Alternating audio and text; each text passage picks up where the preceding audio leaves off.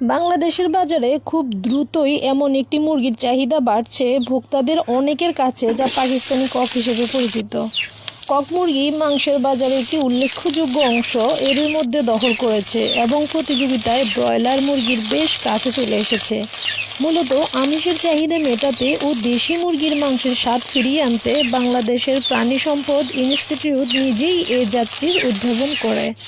ঢাকার ভোক্তাদের অনেকেই বলেছেন যে বাজারে দেশি মুরগির দাম বেশি বলেই তারা সোনালী মুরগি কিনে থাকেন। নিজেদের খাওয়া দাওয়া, বিশেষ করে বাচ্চাদের জন্য প্রতিনিয়ত মুরগি কিনতে হয়, এজন্য সোনালী মুরগিটাই বেশি কিনতে হয়। কক মুরগির গোশতের পুষ্টিগুণ ও উপকারিতা অনেক। এই মুরগির গোশতে কোলেস্টেরলের পরিমাণ গরু খাসির মাংসের চাইতে কম থাকায় সকলেই খেতে পারে। কক মুরগির গোশতে প্রচুর পরিমাণে প্রোটিন রয়েছে। কম চর্বিযুক্ত প্রোটিন হয় এটি ওজন কমানোর ভালো উৎস হিসেবে কাজ করে। আসুন জেনে নেই কক বা সোনালী মুরগির মাংসে কী কী স্বাস্থ্য উপাদান রয়েছে। প্রোটিনে ভরপুর মুরগির মাংসে প্রচুর পরিমাণে প্রোটিন থাকে। বিষণ্ণতা দূর করে। মুরগির মাংসে উচ্চ মাত্রায় ট্রাইটোফ্যান নামক অ্যামিনো অ্যাসিড থাকে।